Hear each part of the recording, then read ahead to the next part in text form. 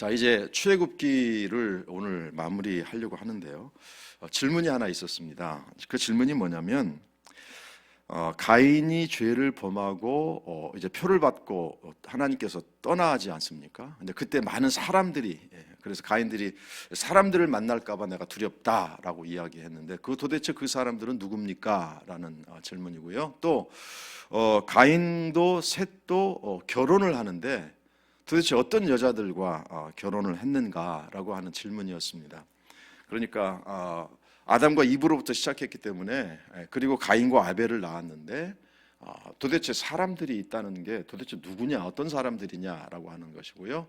또 가인과 셋이 결혼을 해서 이제 자식들을 낳고 하는데 도대체 어떤 여자들과 결혼했느냐라고 하는 질문입니다. 이제 가장 정확한 답은 모른다입니다. 왜냐하면 성경에 설명을 해놓고 있지 않기 때문이죠. 성경은 그 당시에 있었던 모든 것들을 자세히 다 기록하진 않았습니다. 또 그렇게 기록했다가는 창세기 하나만으로도 엄청난 분량의 책이 될 것입니다.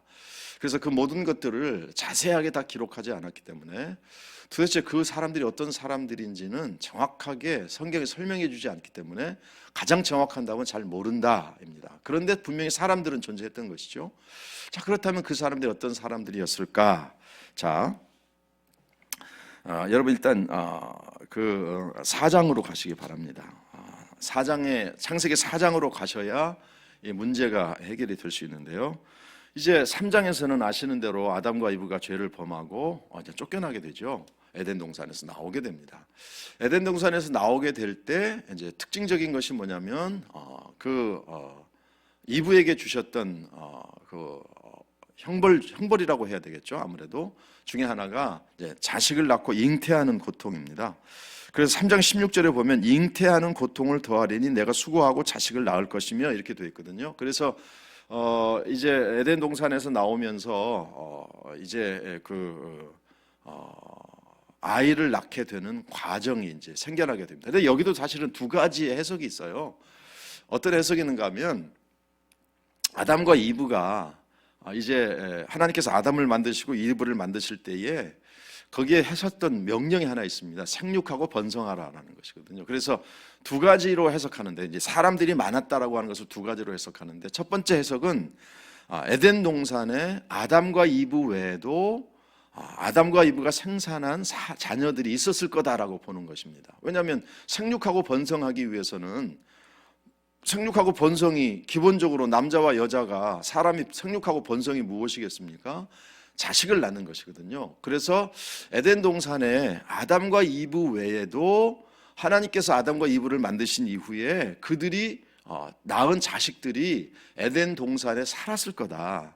그리고 아담과 이브가 에덴 동산에서 쫓겨날 때 그때 그 자식들도 함께 쫓겨났을 거다라고 생각하는 추측하는 하나의 해석입니다. 이 해석을 어떻게 봐야 될지 맞을 수도 있고 틀릴 수도 있는데 좀 이 부분은 조금 동의하기가 어려운 부분들이 있고요. 왜냐하면 사람들이 전체적으로 쫓겨났다고 하면 그 부분만큼은 성경에서 사람들이 함께 쫓겨났다라고 기록이 있을 텐데 그런 기록이 없는 것을 보면 이 해석은 조금 동의하기가 어려운 부분들이 있습니다. 자, 그런데 그렇다면 아담과 이브 시대, 그 가인 시대에 있었던 사람들은 어떤 사람들일까? 그것을 해석하는 키 성경 구절이 있습니다. 창세기 4장으로 오시면 창세기 4장 3절을 한번 보시기 바랍니다. 창세기 4장 1장과 2장 1절과 2절에서는 가인을 낳고 그리고 아벨을 낳았다라고 기록하고 있고요. 3절에 보면 이제 가인과 아벨이 하나님 앞에 제물을 드리는 기록이 있습니다. 그런데 4장 3절 시작할 때 보면 이렇게 되어 있습니다. 세월이 지난 후에 이렇게 되어 있어요. 세월이 지난 후에. 그러니까 가인을 낳고 아벨을 낳고 그리고 그 다음에 즉시 그냥 가인과 아벨이 제사를 드린 것이 아니라 가인이 탄생하고 아벨이 탄생하고 세월이 지난 후에. 근데 이 세월이 얼마 기간인지는 잘 몰라요. 그냥 세월이 지난 후에. 그러니까 우리가 깨달을 수 있는 게 뭐냐면 가인과 아벨을 낳고 그리고 가인과 아벨이 제사를 드리고 그리고 그래서 그 기간이 어쨌든 세월이라고 하는 기간이 있다. 이 세월은 이제 조금 이따 말씀드리겠습니다. 세월이라고 하는 기간이 있다. 그리고 세월이 한참 지난 후에 가인과 아벨이 제사를 드리고, 그 다음에 가인이 아벨을 죽일 때에 제사를 드리고 하나님께서 가인의 제물을 받지 않으시자마자 그냥 가인이 아벨을 때려 죽인 게 아니고, 그 가인이 아벨을 죽이는 과정 속에서도 굉장한 시간이 흘렀을 거라고 보는 것이죠. 그러니까 이 제사를 드리는 동안 가인과 아벨이 태어났고, 그리고 이 세월이 흘렀습니다. 제사를 드리기 전에 세월이 흘렀고요. 그리고 가인이 아벨을 죽이는 기간도 또 있었을 것입니다. 그리고 나서 이제 결정적으로 과연 이 세월은 그럼 몇 년쯤 됐을까라고 하는 것인데요. 창세기 5장 3절로 한번 가보시기 바랍니다. 창세기 5장 3절로 보면, 3절에 보면 아담은 130세에 자기의 모양 곧 자기의 형상과 같은 아들을 낳아 이름을 셋이라 하였고, 그렇게 되어 있습니다. 그런데 여러분, 이제 아담의 나이를 계산할 때에 아담의 나이는 사실은 좀 계산하기가 복잡합니다. 아담의 나이는요, 아담은 창조되었을 때에 에덴 동산에서 보낸 시간이 있죠.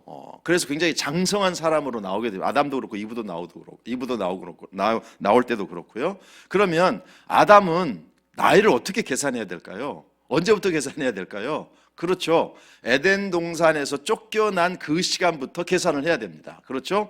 그러니까 아담이 130세가 되었다라고, 130세에 셋을 낳았다라고 하는 것은요, 우리가 생각하는 갓난 아이부터 130세까지로 생각하면 안 되죠.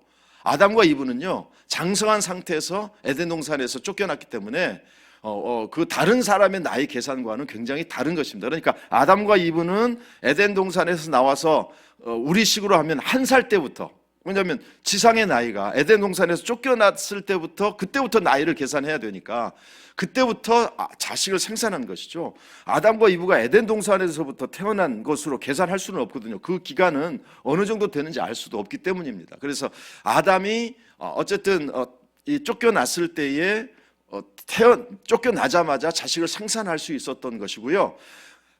가인이 아벨을 죽이고 그 다음에 이제 셋을 낳기 때문에 이 셋을 낳았을 때 나이가 130년이지 않습니까? 130세. 그러니까 가인과 아벨을 아까 그 말씀을 드린 것처럼 셋을 낳은 시기가 130년이니까 우리가 보통 생각하기를 어떻게 생각하는가 하면 가인이 아벨을 죽였을 때가 약 한 130년 정도 지난 세월이 아닐까라고 추측하는 것입니다. 그리고 그 130년 동안 이제 가인이 아담과 이브가 가인과 아벨 이외에도 많은 자식을 낳았을 거고요. 그리고 130년이면 그 자식들이 또 자식들을 낳고 이제 기하급수적으로 사람들이 이제 늘어나게 되었을 거고, 그리고 그 사람들이 아담과 이브가 있는 곳 아닌 곳으로도 퍼져 나갔을 거다라고 기록하고 있습니다. 당연히 남자만 태어난 것이 아니고 여자들도 태어났을 것입니다. 그렇기 때문에 가인도 셋도 그렇게 태어난 여자들과 결혼했을 거다라고 생각하는 것입니다. 자, 그러니까 아담과 이브가 태어나서 셋을 낳을 때가 130년 되던 해입니다. 그러니까 이것은 갓난아기부터 130년이라고 보기는 어렵고요.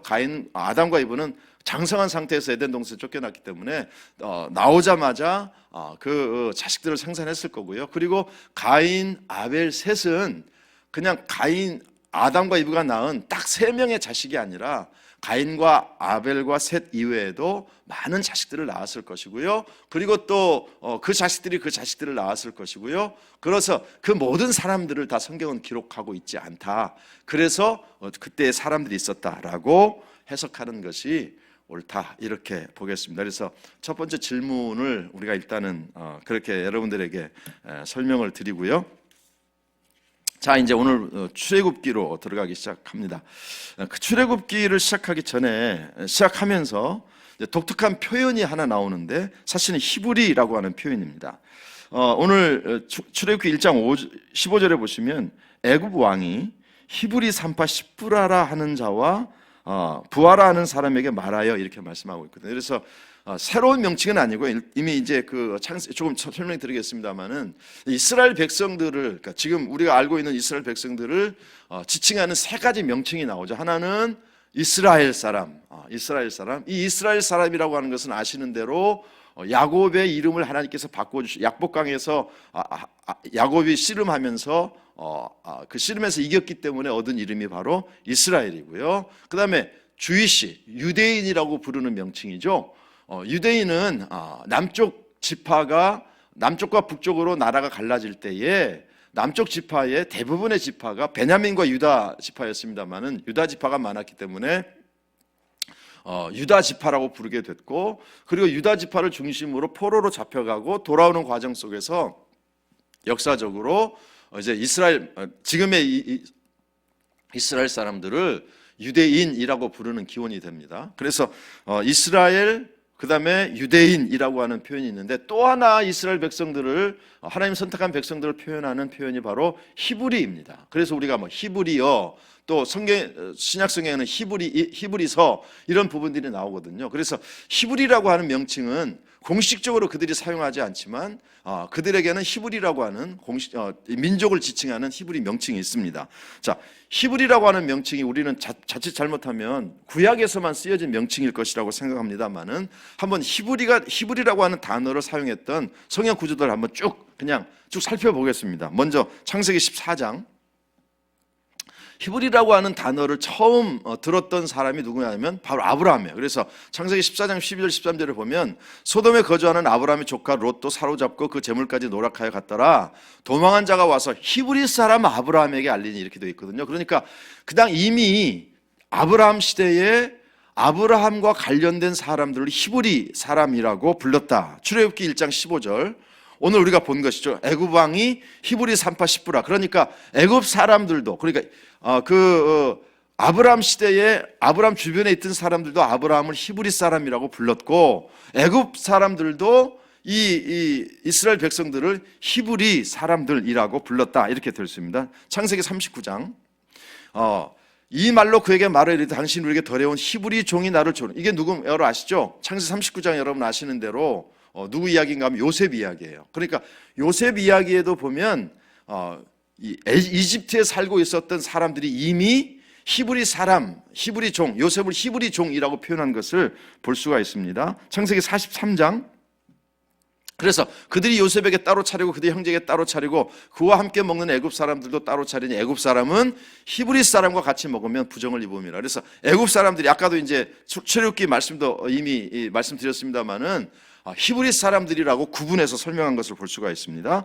그 다음에 사무엘상 4장 6절 블레셋 사람들이 그 외치는 소리를 듣고 히브리 진영에서, 그러니까 블레셋과 이스라엘이 계속 전쟁하지 않습니까? 블레셋 사람들도 이스라엘 백성들을 히브리라고 불렀다. 그 다음에요 요나서입니다. 요나가 이제 니느웨라고 하는 아수르의 수도에 가서 이제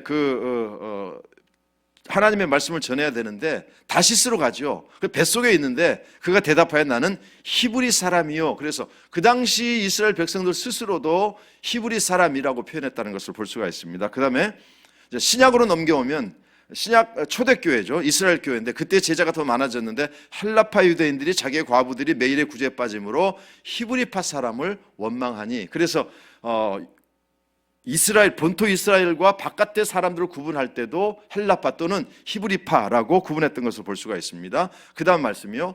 이것은 이제 누굽니까? 사도 바울이 자기 자신에 대해서 얘기하는 것인데요. 그들이 히브리이냐? 나도 그러하며 그들이 이스라엘이냐? 그렇게 얘기하면서 사도 바울 자신도 히브리 사람이다라고 표현합니다. 또 한 가지 더요. 빌립보 3장 5절에 보면 나는 8일 만에 할례를 받고 이스라엘 족속이요 베냐민 지파요 히브리인 중에 히브리인이요, 이렇게 되어 있습니다. 자, 그러니까 이스라엘 백성들을 지칭하는 세 가지 단어가 있었는데요. 첫 번째는 이스라엘, 두 번째는 유대인, 그리고 히브리인이라고 하는 것입니다. 그런데 공식적으로 사용하는 것은 유대인이나 이스라엘, 이건 잘 알고 있지만 지금도 우리 유대인들과 히브리 사람 이렇게 하지는 않거든요. 자, 그런데 히브리라고 하는 뜻이 무엇일까를 알고 가는 게 중요합니다.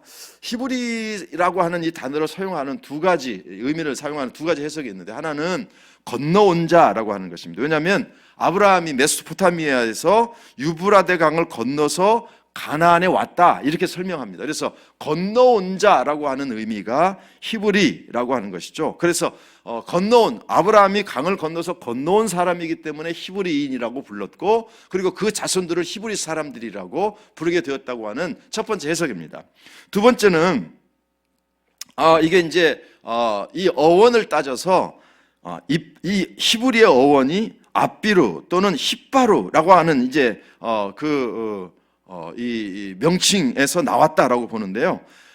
쉽게 말하면 떠돌이라고 하는 의미가 되겠습니다. 그래서 유목민 또는 땅이나 소유가 없이 이렇게 떠돌아다니는 사람, 이것을 확대 해석하면 포로들, 노예들, 사회 가장자리에 뿌리 없이 다녔던 사람들, 이런 사람들을 이제 지칭할 때에 히브리라고 불렀던 것이죠. 그래서 애굽 사람들이 히브리 사람들과 밥을 같이 먹지 않잖아요. 왜 그랬습니까?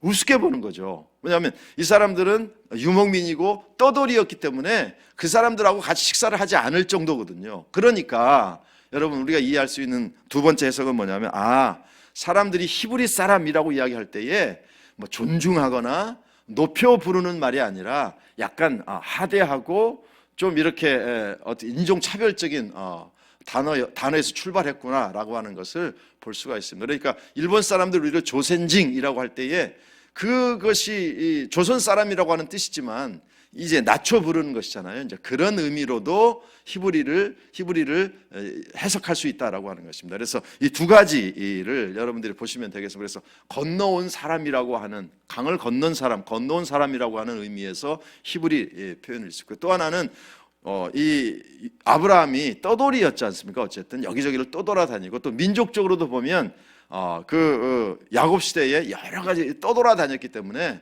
그러다가 이제 애굽에 정착했기 때문에, 그래서 아마도 떠돌이들 또는 유목민들, 그다음에 구괴자들, 뭐 이런 사람으로 좀 낮춰 부르는 표현이었을 거라고 생각하고요. 그럼에도 불구하고 유대인 스스로는 본인들이 히브리 사람이라고 하는 것에 대한 자부심을 가지게 되고요. 이제 이런 것들이 그렇게 하대했던 이런 단어들이 역전이 된 것은 설명을 보니까 그 다윗 시대였다. 그래서 다윗 시대에 주변 나라들을 평정하게 되고, 그러면서 히브리 사람들이 오히려 뛰어난 민족이라고 하는 명칭으로 이제 바뀌게 되었다, 이런 해석들이 있긴 하더라고요. 어쨌든 그렇게 히브리라고 하는 명칭이 있다는 사실을 이제 여러분들이 보셨으면 좋겠습니다. 자, 이제 출애굽기는 구조가 간단하죠. 이제 창세기의 마지막이 요셉과 야곱과 그 가족들이 애굽 땅에 정착하게 되고요. 그리고 이제 400년이라고 하는 시간 정도가 흐르게 됩니다. 그때에 요셉을 알던 왕들은 이스라엘 백성들을 후대해 주었지만, 잘 대해 주었지만, 요셉을 알지 못하는 왕들이 태어나면서 이스라엘 민족을 노예로 삼고 고통스럽게 했습니다. 그래서 우리를 구해 주소서라고 하나님께 부르짖게 되고, 그래서 하나님께서 모세를 선택하시고 그들을 출애굽시켜서 애굽 땅을 이제 탈출시켜서 광야의 생활을 하게 되고, 그리고 하나님께서 이제 광야를 통과하면서 이제 홍해를 건너고 시내산에서 하나님께서 계명을 주시고, 그 시내산에서 주신 계명 중에 하나가, 중요한 계명이 뭐냐면 성막을 세우는 것입니다. 그래서 창세기 25장부터 마지막까지는 성막의 규례와 그리고 그것을 실제로 만드는 것들이 설명이 돼 있고, 창세기 40장 마지막에서는 성막이 완성되어서 하나님께서 그 성막 가운데 임재하셨고, 그 성막에서 구름이 떨어올 때에, 그래서 하나님께서 불과 구름 기둥으로 인도해 나가셨다. 그래서 광야에 새로운 행진을 시작하게 되는데, 그게 바로 성막과 함께 민수기에서 이제 행진을 시작하게 됩니다. 그러니까 창세기와 출애굽기는 약 400년 정도의 기간이 있다고 보시면 되고요. 이스라엘 백성들이 고통스럽게 하나님 앞에 부르짖고, 그리고 모세를 선택하시고, 그리고 나서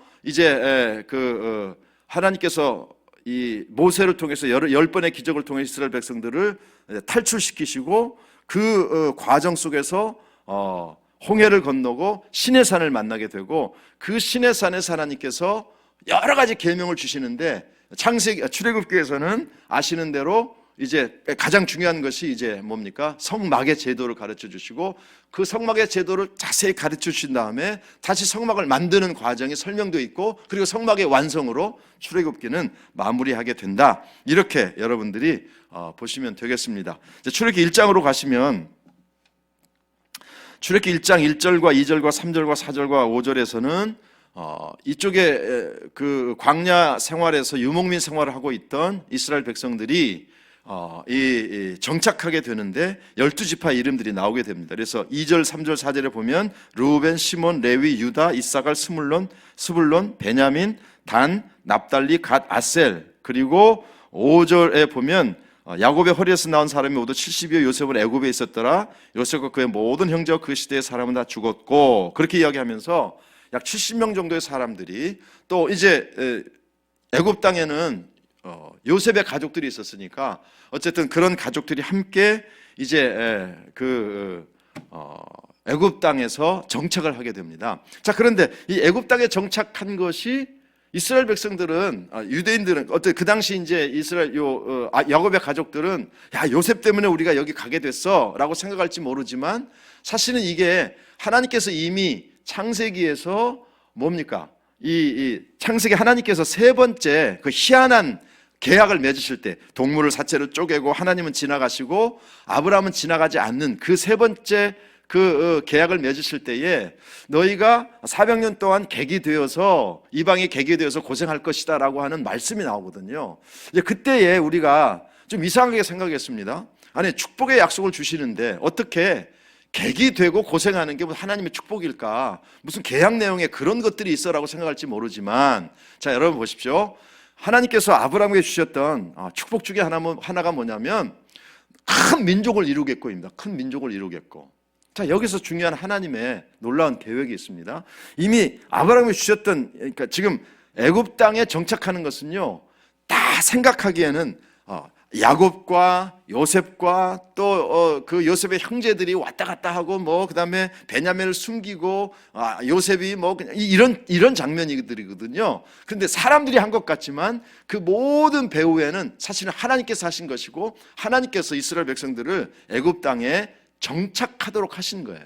자, 그런데 정착하게 하셨으면 잘 먹고 잘 살게 하셔야 되는 거 아닌가라고 생각할지 모르지만 하나님께서는 애굽 땅에 정착하게 하신 굉장히 중요한 이유가 있습니다. 그게 뭐냐면 아브라함에게 약속하셨던 것들을 이루기 위함이에요. 큰 민족을 이루고. 자, 여러분 보세요.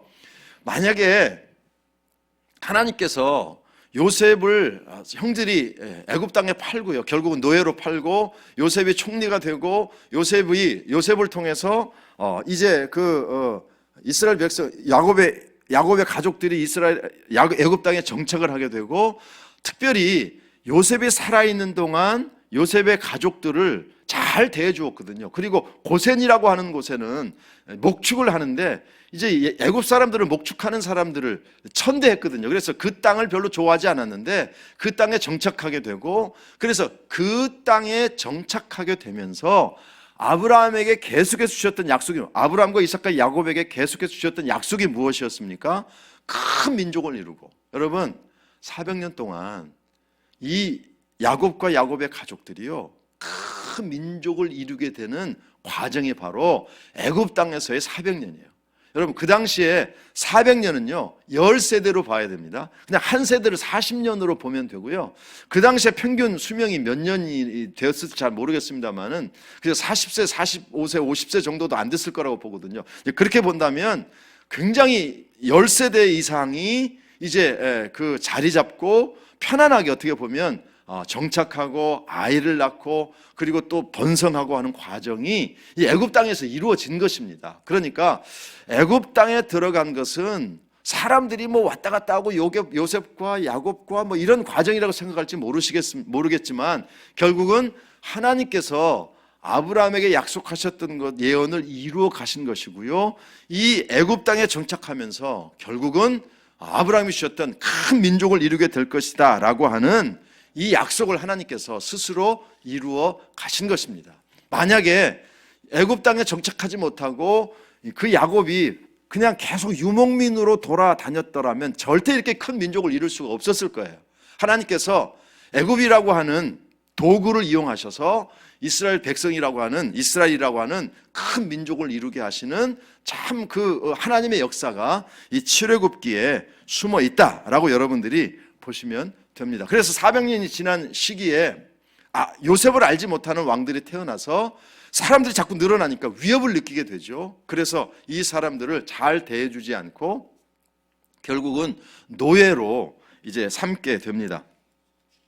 자, 그런데 8절에 요셉을 알지 못하는 새 왕이 일어나 애굽을 다스리더니 라고 되어 있는데, 요셉을 알지 못하는 새 왕이 누구일까는 잘 알기가 어렵고요. 그리고 이 기간이, 그러니까 요셉이 죽고 요셉을 알지 못하는 새 왕이 그냥 얼마만큼 지난 다음에 이집트 사람들을 핍박했는지는 잘 모를 일입니다. 어쨌든 이 사람이, 새 왕이 일어나서 굉장히 핍박을 하게 되고 학대를 하게 됩니다. 그런 과정 속에서 그들이 만들었던 정책이 무엇인가 하면, 사람이 너무 많이 늘어나니까 남자아이가 태어나면 남자아이는 다 죽여라 라고 하게 되고요. 바로 그 시대에 태어난 사람이 바로 모세가 되겠습니다. 그래서 모세가 히브리 산파들에게 십부라와 부하라고 하는 사람에게 명령을 내려서 남자아이가 태어나면 다 죽이라 라고 했는데,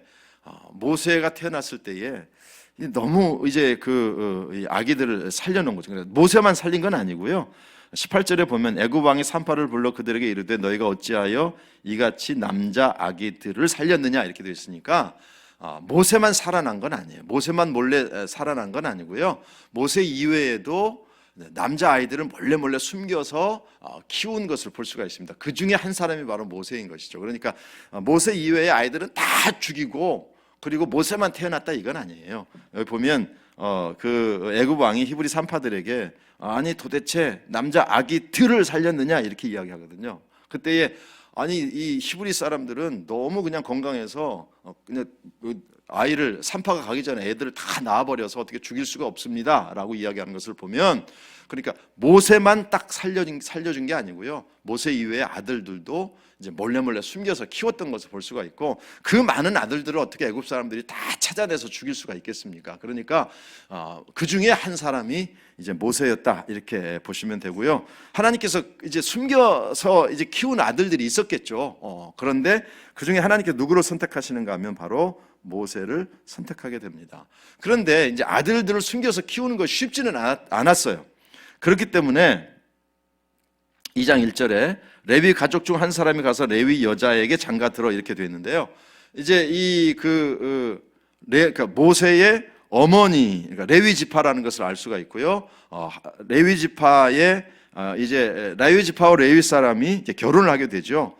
그래서 이제 이 누굽니까? 모세의 아버지 어머니가 누군지가 이제 드러나게 되는데요.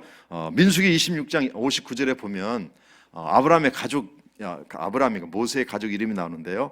아므람의 처의 이름은 요게벳이니 레위의 딸이요 애굽에서 레위에게서 난 자라. 그가 아므람에게서 아론과 모세와 그의 누이 미리암을 낳았다라고 하는 것을 보면 이 모세의 아버지의 이름은 아므람이고, 그리고 모세를 낳은 사람이 요게벳이었다라고 하는 것을 볼 수가 있게 되죠. 그래서 이제 모세가 태어나게 되고요. 그다음에 모세가 태어난 다음에 여러분 아시겠습니다만은 이제 아시는 대로 더 키울 수가 없어서 나일강에 그 방주를 뭡니까? 뭐죠? 아이를 이제 넣는 이제 뭡니까? 갈대 상자를 만들고, 갈대 상자, 죄송합니다. 갈대 상자를 만들어서 그 아이를 거기다 놓게 되고, 이제 몰래 숨어서 지켜보는데 하필이면 바로의 공주가 찾아와서 아이가 우는 것을 보고 그 아이를 데려가서 이제 키우게 되고, 중요한 것은 그 아이를 바로의 공주가 발견했을 때에 미리암이 달려가서 유모를 구해드릴까요? 라고 해서 모세가 사실은 자기 어머니에게서 양육을 받게 되고, 이제 젖을 뗀 다음에는 다시 이제 바로의 궁으로 들어가서 이제 그 애굽의 왕자로서 생활을 하게 되었다. 이게 이제 여러분 잘 아시는 그런 모세 이야기고요. 그리고 모세가 왕자로 살았지만 사실은 이제 왕자로서 제대로 대접을 받지 못한 것으로 볼 수가 있습니다. 왜냐하면 요셉 시대에도 요셉이 총리였습니다. 애굽 사람들이 히브리 사람이라고 딱 이게 선을 긋고 식사를 같이 하지 않았고요. 그러니까 모세 역시 왕자로 제대로 대접을 받을 수가 없었을 것입니다. 왜냐하면 애굽 사람들이 첫 번째는 히브리인이잖아요. 모세 역시 히브리 사람이니까 제대로 왕자로서 대접을 못 받았을 거고요. 그 다음에 지금 유대인들이 이스라엘 사람들이 막 늘어나니까 지금 노예로 삼고 있는 상황이니까 모세를 왕자로 대접하지 않고 노예 중에 그냥 바로의 공주가 뒤를 봐주니까 어쩔 수 없이 그냥 인정해준다, 아마 그런 정도였지 않았을까라는 생각이 듭니다. 어쨌든 제대로 대접을 받지 못했다는 것이 말씀드린 대로 모세가 사람을 죽이는데 왕자가 도망을 가요. 그러니까 얼마나 불안한 상태였는지를 알 수가 있게 되죠. 자, 그러나 결과적으로 보면 모세에게는 굉장히 이런 시간이 필요하게 됩니다. 모세는 120년을 살죠. 그래서 우리가 그냥 간단하게 애굽의 왕자로서 40년, 광야 40년, 도망가서 40년, 이스라엘 민족의 지도자로서의 40년 이렇게 이야기합니다. 그래서 모세가 딱 120년을 사는데 40년 이렇게 살거든요. 그러니까 굉장히 오래 살았다라는 것을 볼 수가 있습니다. 처음 40년에 관해서, 그러니까 이 모세가 이제 애굽 사람을 죽이고 도망가지 않습니까? 이 도망갈 때 나이가 40세라고 하는 사실을 우리가 어떻게 알 수 있게 되는가 하면 그 사도행전 7장에 보면 여러분 아시는 대로 누구의 설교가 나오는가 하면 스데반의 설교가 나오는데요. 스데반의 설교를 보면 굉장히 이 구약의 자기의 역사이긴 합니다만은 구약의 역사를 굉장히 잘 꿰뚫고 있다는 사실을 보게 되고 모세에 관해서도 잘 언급하고 있습니다. 한번 그 사도행 7장 말씀 보시면 모세에 관해서 언급하면서 뭐라고 이야기하는가 하면 나이가 40이 되매 그 형제 이스라엘 자손을 돌볼 생각이 나더니 이렇게 되어 있습니다. 그러니까 그 모세가 이제 그 애굽 사람을 죽이게 되고요. 그리고 도망갔을 때 나이가 몇 살인가 하면 40세라고 하는 사실을 스데반이 우리에게 가르쳐 줍니다. 그리고 이제 광야 40년 동안을 지낸 것을 우리가 출애굽기 7장 7절을 통해서 볼 수가 있게 되는데요. 그들이 바로에게 말할 때 모세는 80세였고 아론은 83세였더라. 그러니까 우리가 이제 알 수 있는 게 뭐냐면 애굽의 왕자로서 40년, 그리고 바로에게 가서 우리 민족을 보내주십시오라고 이야기할 때가 또 80세니까 도망가서 40년이라고 하는 것을 볼 수가 있고요. 마지막 신명기 34장 7절에 보면 모세가 죽을 때 나이 120세였으나 이렇게 되어 있잖아요. 그러니까 우리가 모세가 120년을 살았다라고 하는 것은 신명기를 통해서 우리가 알 수 있게 되는데 희한하게도 딱 구분이 되어 있습니다. 그래서 애굽의 왕자로서 40년, 그리고 도망가서 40년, 그리고 하나님께서 다시 부르셔서 이스라엘 백성들을 인도에 가는 과정 40년. 그래서 모세의 나이가 120년 이렇게 구분된다라는 사실을 여러분들이 이해하시면 되겠고요. 사실은 하나님께서 모세의 이 시간들을 40년 이렇게 구분하신 것은 매우 의미가 있습니다. 처음 40년은 제가 말씀드렸죠. 제대로 왕자로서 대접을 받지 못했다. 왜냐하면 히브리 사람 우습게 알았잖아요. 그 총리인데도 밥을 같이 요셉이 총리였음에도 불구하고, 그리고 그 당시만 해도 애굽이 요셉에게 우호적인 태도를 가지고 있었음에도 불구하고 식사를 같이 하지 않을 정도로 차별했다. 그리고 지금 모세 시대로 오면 노예로 부리고 있거든요. 그 노예 중에서 바로의 공주가 데려온 아이거든요. 그러니까 제대로 대접을 받을 수 없었어요. 이제 그러면서도 왜 하나님께서는 모세를 40년 동안 그곳에 지내게 하셨을까? 여러 가지 이유가 있지만 가장 확실한 이유는 무엇이죠? 하나님께서는 모세를 마지막 40년 동안 이스라엘 백성들을 끌고 가는 그런 지도자로 세우기를 원하시는 거죠. 그런데 여러분, 지도자는요 하루아침에 되는 게 아닙니다. 절대 하루아침에 되는 게 아니에요. 그래서 하나님께서 훈련을 시키시죠. 그 첫 번째 훈련이 뭐냐면 많은 사람들을 조직하고 그리고 이끌고 가고, 그래서 많은 사람들이 이렇게 통솔할 수 있는 그런 그 훈련이죠. 그런데 하나님께서 모세가 이스라엘 민족을 다스릴 수 있고 무슨 뭐 리더가 되고 할 수 있는 그런 상황이 아니었어요. 왜냐하면 애굽의 노예들로 살고 있었으니까. 그러니까 하나님께서 왕자로 보내셔서 애굽이라고 하는 그 당시에 가장 강력한 왕조가 어떻게 백성들을 다스리고 정치를 어떻게 하고 어떻게 이루어 가는지를 배우게 됩니다. 그래서 하나님께서는 그 지도자로서의 첫 번째 교육을 40년 동안 하게 하셨다라고 보면 되고요. 그리고 나중에 이제 모세가 애굽의 왕에게 찾아가잖아요. 그러니까 그 당시에 모세가 애굽의 왕과 커뮤니케이션, 언어로 대화를 했을 거 아닙니까? 중요한 것은 주고받는 언어인데요. 모세는 애굽 땅에서 40년 동안을 살았기 때문에 아마도 애굽 사람들과의 커뮤니케이션에 있어서 막힘이 없었을 거라고 봅니다. 왜냐하면 모세와 아론이 함께 가서 통역을 쓰지 않고 직접 말을 하지 않습니까? 그렇기 때문에 하나님께서는 모세에게 이제 그 언어를 가르쳐 주신 것이고요. 그 다음에 이제 또 하나, 여러분 우리가 외국어를 배울 때요, 나이 들어서 외국어 배우면 정말 힘듭니다. 그런데요, 어렸을 때 가서 이 언어를 배우면 그냥 보통 이렇게 이야기하거든요. 12살 정도까지는 하나님께서 언어를 어떤 언어든지 습득할 수 있는 능력을 주셨다라고 이야기해요. 왜 12살까지는 하나님께서 그런 능력을 주셨을까? 제가 미국에서 이제 그 공부할 때에 신학 석사, 그다음에 목회학 박사 과정, 목회학 박사는 하다가 말았고요. 그것만 한 게 아니고 제가 테솔이라고 하는 과정을 했었거든요. 테솔이라고 하는 게 뭐냐면 이제 영어가 모국어가 아닌 사람들에게 영어를 가르치는 자격을 주는 것이 테솔이에요. 제가 그래서 테솔도 제가 하다가 이 교회 나오면서 중단하게 됐는데요. 이제 거기에 보면 문법이나 영어만 가르치는 것이 아니라 이제 그 언어에 관한 것, 이런 것들을 가르치는데요. 거기 재미있는 얘기를 하더라고요. 우리 뇌에는 언어를 저장하는 장소가 있는데 희한하게도 그 당시에 이제 그 연구를 한 겁니다. 지금 어떻게 달라졌는지 잘 모르겠어요. 그 당시 연구한 거에 보면 언어가 뇌에 그 저장이 되는 장소가 있는데 놀랍게도 모국어, 그러니까 어렸을 때 배웠던 언어를 저장하는 곳과 나이가 들어서 우리가 막 공부해서 이렇게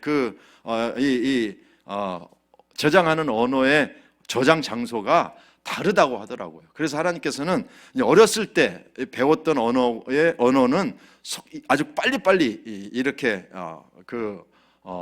알아들을 수 있도록 했고요.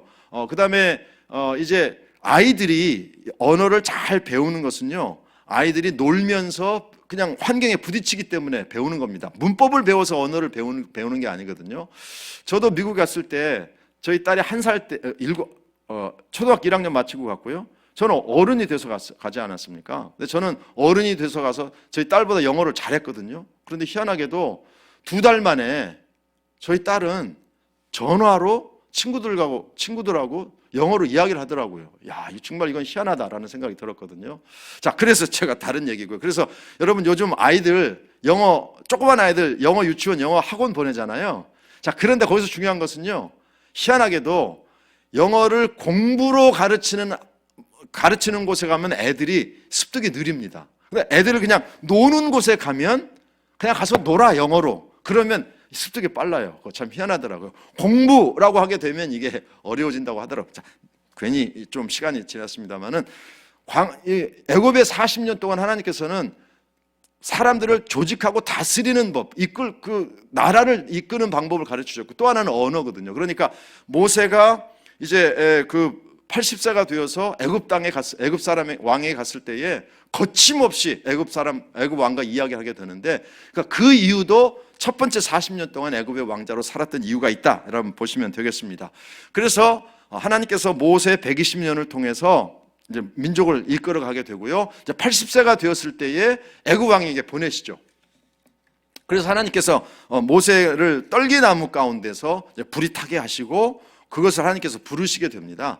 그래서 어쨌든 하나님께서 이 모세를 부르셔서 하나님께서 이제 모세가 민족의 지도자로 이제 서게 됩니다.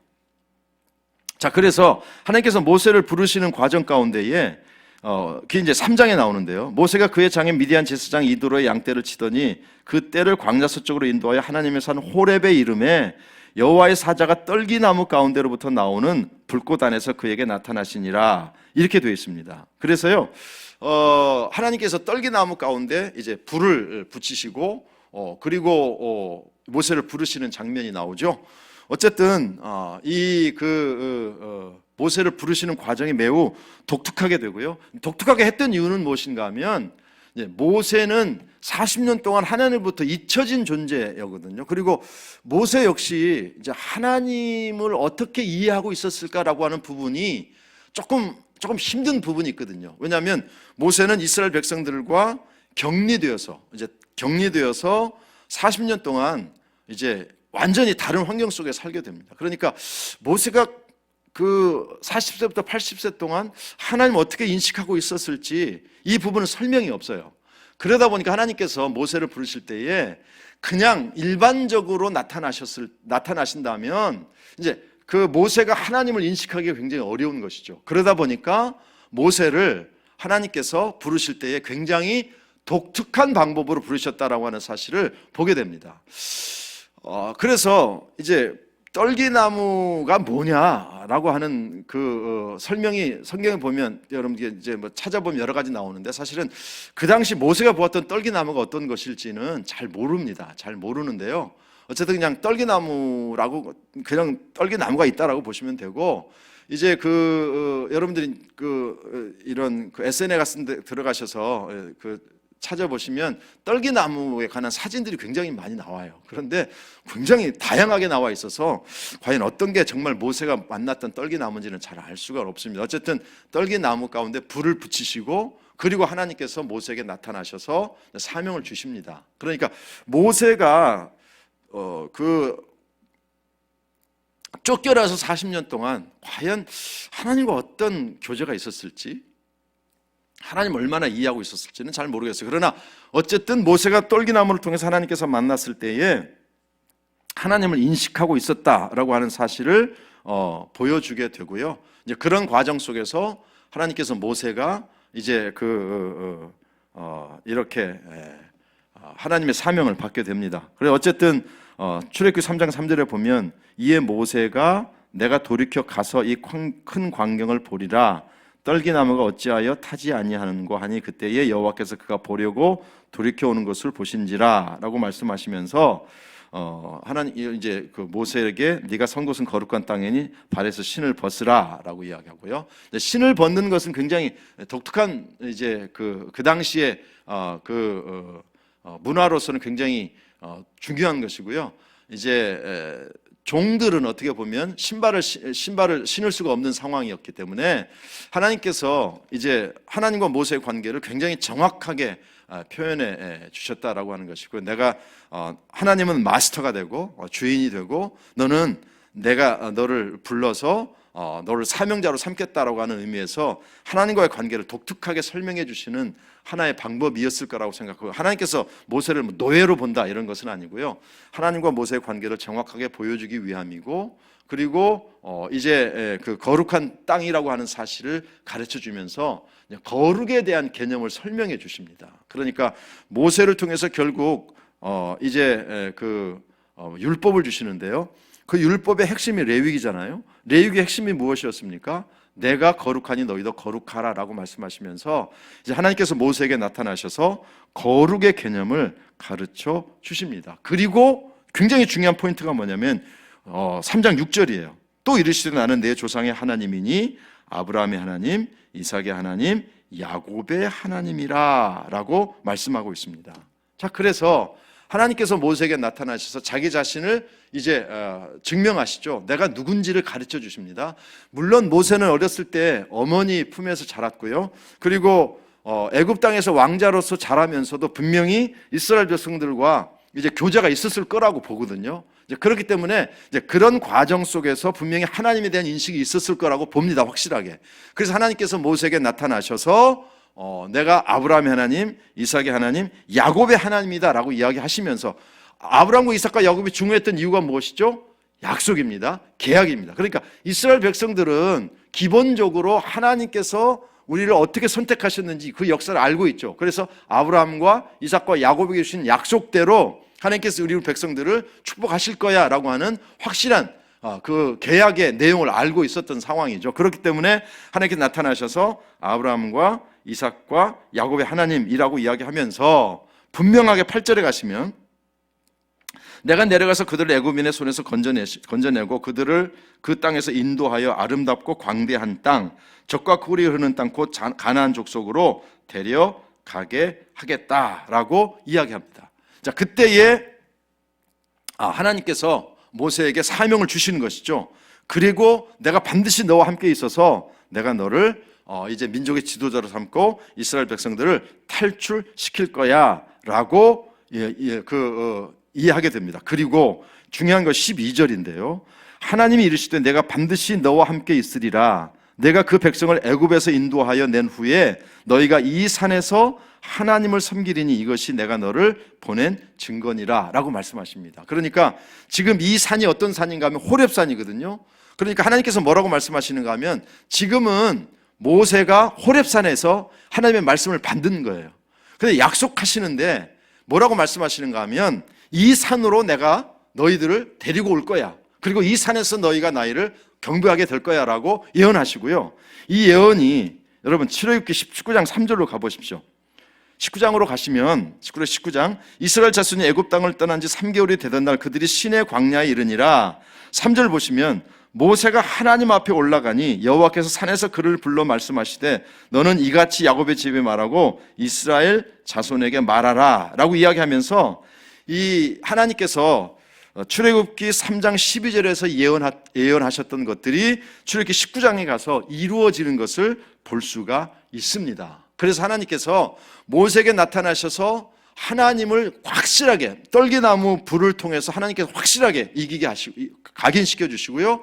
또 아브라함에게 주셨던 이삭에게 주셨던 야곱에게 주셨던 그 약속을 다시 한번 이제 확인시켜 주시고요. 거룩의 개념이 무엇인지를 보여주시고 그리고 예언을 주시죠. 그게 뭐냐면 네가 지금 내 이야기를 듣고 있는 바로 이곳에서 이스라엘 백성들이 다시 돌아와서 내가 너를 이곳에서 돌아오게 하리라. 이것이 증거가 되리라 라고 설명해 주는 것이죠.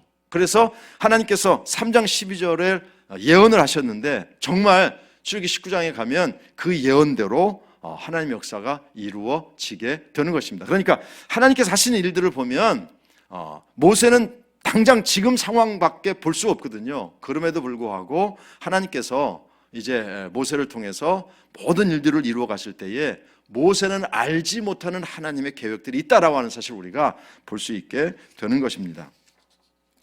자, 중요한 것은요. 이제 출애굽기를 우리가 이해하면서 중요한 게 뭡니까? 왜 이스라엘 백성들이 그 애굽 땅에서 400년 동안을 살았을까? 아브라함에게 주신 약속을 이루기 위함입니다. 왜냐하면 400년 동안 큰 민족을 이룹니다. 남자만 60만이니까 엄청난 인구로 불어나게 된 것이고요. 그리고 그 과정을 통해서 하나님께서 모세를 세우시면서 모세에게 하나님께서 이제 그 영원히 종살이 하지 않는 것이고 종살하는 것이 아니라 이제 끄집어내게 됩니다. 출애굽을 시키시죠. 그래서 이제 우리가 출애굽기라고 이야기하고요. 그 출애굽이 과정이 이제 설명되고 있습니다. 자, 출애굽기는 이제 시간이 다 됐기 때문에 출애굽기를 오늘 다 마무리하기는 좀 어려울 것 같은데요. 이제 한 가지만 말씀을 드리고 다음 주에 출애굽기를 마무리를 하도록 하겠습니다. 하나님께서 이제 그 모세를 이제 가라고 하실 때 모세를 애굽 왕에게 가서 이제 내 백성을 이끌어내라라고 이야기하거든요. 그때 하나님께서 이제 모세에게 말씀하니까 모세가 이제 하나님 앞에 대꾸를 하죠. 난 못 갑니다. 왜냐면 너 왜 못 가? 그러니까 나는 말을 잘 못하잖아요. 근데 이게 참 웃기는 겁니다. 성경에 보면 하나님에게 말대꾸를 제일 많이 한 사람이 누군 줄 아세요? 모세예요, 모세. 모세가 하나님에게 제일 말대꾸를 많이 한 사람이에요. 그런데 말대꾸를 많이 했다고 하는 것은 뭐예요? 말을 잘하는 거거든요. 그러니까 말대꾸를 제일 많이 하면서 하나님한테 제일 말을 많이 하면서도 자기는 뭐라고 해요? 나는 말을 잘 못합니다라고 이야기하는 거예요. 이게 사람이 자기 착각이에요. 자기 착각. 그러니까 자기는 나는 그런 사람이 아니야라고 하는데 바깥에서 보면 그런 사람이에요. 이게 이제 모세를 통해서 볼 수 있는 것이거든요. 어쨌든 그건 중요한 게 아니고요. 말대꾸를 제일 많이 해요. 그럼에도 하나님께서 참으시고 데려가라. 그 아론을 붙여주시고 이제 가게 하십니다. 자, 그런데 중요한 것이 뭐냐면 출애굽기 7장 9절 말씀 보시면 바로가 너에게 이르기를 너희는 이적을 보이라 하거든 너는 아론에게 말하기를 너의 지팡이를 들어서 바로 앞에 던지라. 그것이 뱀이 되리라. 이렇게 이야기하거든요. 그래서 이제 지팡이 대결이 나옵니다. 지팡이 대결. 이제 출애굽기의 중요한 부분들은요. 다음 주에 설명을 좀 드리도록 하겠고요. 오늘 말씀 보시면 하나님께서 희한하게도 지팡이 대결을 하게 하셔요. 여러분, 이 지팡이 대결이 굉장히 의미가 있습니다. 지금 이제 7장 8절부터 13절 사이니까 다시 한번 펴시고요. 그래서 지팡이를 가지고 가라라고 말씀하시고 10절 말씀 보시면 모세와 아론이 바로에게 가서 여호와께서 명령하신 대로 행하여 아론이 바로와 그의 신하 앞에 지팡이를 던지니 뱀이 된지라. 근데 11절에요. 바로도 현인들과 마술사들을 부르매 그 애굽 요술사들도 그들이 요술로 그와 같이 행하되 각 사람이 지팡이를 던지며 뱀이 되었으니 그 다음에요. 아론의 지팡이가 그달의 지팡이를 삼키니라. 그렇게 말씀이 되어 있습니다. 그러니까 첫 번째, 구체적으로 하나님께서 재앙을 내리시기 전에 하나님께서 대결을 벌이게 하신 게 뭐냐면 지팡이 대결이에요. 근데 왜 지팡이 대결을 하나님께서 하라고 하셨을까? 굉장히 중요한 의미가 있습니다. 여러분, 지금 우리가 그냥 똑같이 생각하는 지팡이라, 양쪽의 지팡이가 똑같은 지팡이라고 생각할지 모르겠습니다만은 전혀 그렇지 않습니다. 애굽 왕의 마술사들 이런 사람들이 들고 있던 지팡이는요, 그들의 신을 상징하는 지팡이에요. 왜냐하면 이 사람들은요, 말씀 보시면 현인들과 마술사들이에요. 그러니까 애굽을 대표하는 사람들이고 애굽을 대표하는 사람들은요, 애굽의 신을 섬기는 사람들이고요. 그러니까 그들의 지팡이는 애굽의 신을 상징합니다. 자, 그런데 모세의 지팡이, 아론의 지팡이는 어떤 지팡이였겠습니까? 이 지팡이는요, 바로 목축업자의 지팡이죠. 목자의 지팡이입니다. 그러니까 이스라엘 백성들이 애굽 땅에서 주로 했던 일들이 목축업이었고요. 물론 농사도 지었겠습니다만 목축업이 주로였을 거고요. 그 다음에 모세가 광야 40년 동안 40세에서 80세 동안 했던 일이 무엇입니까? 장인의 양떼들을, 짐승들을 돌보는 것이니까 이 목축을 하는 지팡이거든요. 그러니까 이 지팡이로 치면 애굽의 술사들이 가지고 있는 것은요, 비싸고 좋고 굉장히 괜찮은 것. 이 모세가 들고 있는 지팡이는 싸구려.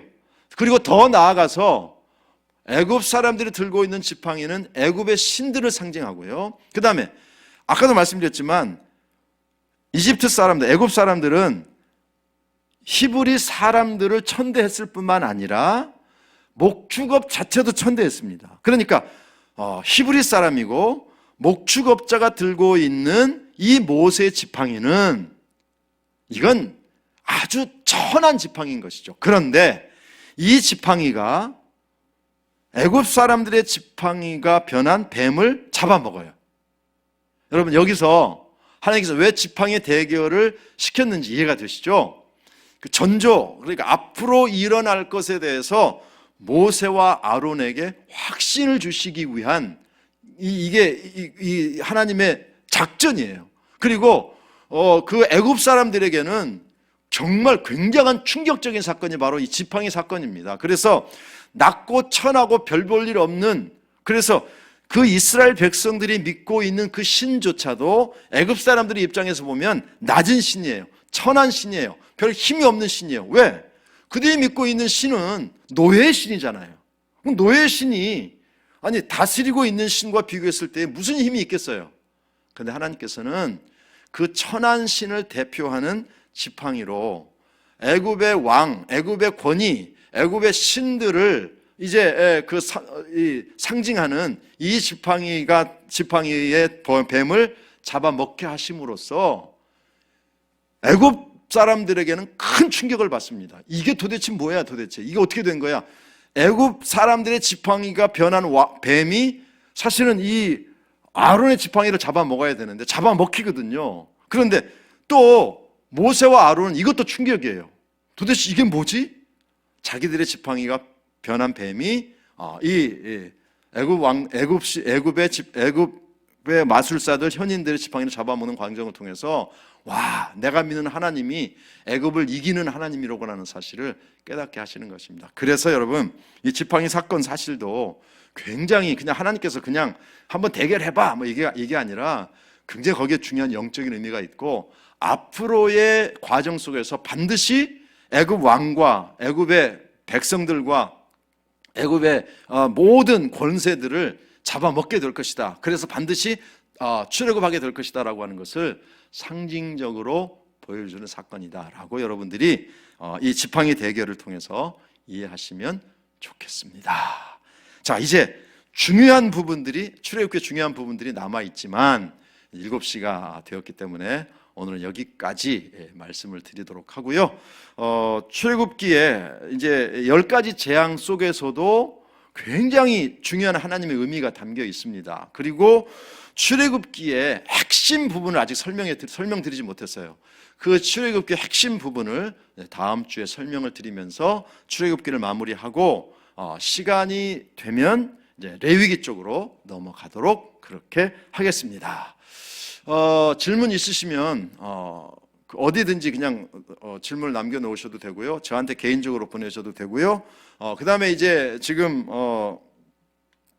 여기 들어와 계신 분들은 이름을 올려주시면 출석을 우리가 체크할 수 있게 됩니다. 그러니까 여기 들어오신 분들은 제가 보니까 많이 이름들을 남겨놓으셨네요. 감사하고요. 지금 이제 이렇게 성경 공부 마무리됐으니까 아직 이름을 올려놓지 않으신 분들은 빨리 이름을 올려놓으시면 좋겠고요.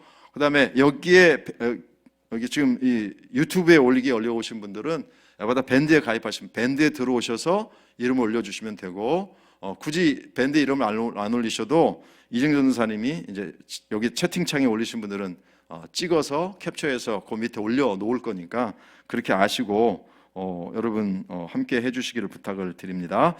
자, 대단히 감사합니다. 우리가 알지 못했던 굉장히 중요한 이야기들이 성경 안에는 숨어 있습니다. 그래서 지난번에 할 때는 그냥 출애굽기를 개관만 보고 넘어갔는데 그것보다는 조금 중요한 부분들은 다뤄야 되겠다는 말씀 생각이 들어서 이렇게 다루어 갑니다. 다음 주에도 정말 출애굽기의 비밀들이 담겨 있습니다. 여러분 그렇게 아시고요. 다음 주 새벽에도, 토요일 새벽에도 우리 함께 말씀 공부하셨으면 좋겠습니다. 말씀으로 오늘 하루를 시작했으니까 여러분 오늘 하루 여러분 감정대로 또 기분대로 살지 마시고요. 지난주에 설교 드린 것처럼 이번 한 주 적어도 하루는 불평하지 말고 살아라 하는 말씀을 드렸잖아요. 오늘 하루 절대 불평하지 마시고 하나님께 감사하면서 찬양하면서 잠잠히 하나님을 바라보는 아름다운 하루가 되셨으면 좋겠습니다. 그리고 내일 1부, 2부, 3부 또 교회학교 예배 정상적으로 드립니다. 그렇게 하시고 함께 오셔서 예배 드리시면 감사하겠습니다. 여러분 고맙습니다. 기도하겠습니다. 하나님께서 사람들을 이끌어 가시고 세워 가실 때에 그 당시 사람들은 이해하지 못했던 방법들을 알게 하시고 또 깨닫게 해주시고 하나님께서 이끌어 가시는 것을 볼 수가 있습니다. 하나님, 당장 우리는 내 앞에 있는 것들만 보지만 하나님은 놀라운 구원의 계획을 가지시고 이끌어 가시는 것을 보았습니다. 절대 우리가 앞에 있는 한 사건만 가지고 낭망하고 절망하지 않도록 하시고 나의 삶 속에 함께 역사하시는 하나님의 은혜, 하나님의 계획하심을 믿고 신뢰하며 하나님을 붙잡고 나아가는 우리 모두가 되게 하여 주시옵소서. 말씀으로 하루를 시작하는 우리 하나님의 귀한 백성들을 기억해 주시고 말씀이 마음판에 새겨지게 하시며 그 말씀으로 승리하는 하나님의 우리 에바다 성도들이 되게 하여 주시옵소서. 말씀으로 시작했습니다. 오늘 하루 내 감정대로 내 기분대로 살지 않게 하시고 말씀 안에 승리하는 우리 에바다 성도들이 되게 해 주옵소서. 하나님께서 함께 하실 줄로 믿사오며 예수님의 이름으로 감사하며 기도합나이다. 아멘.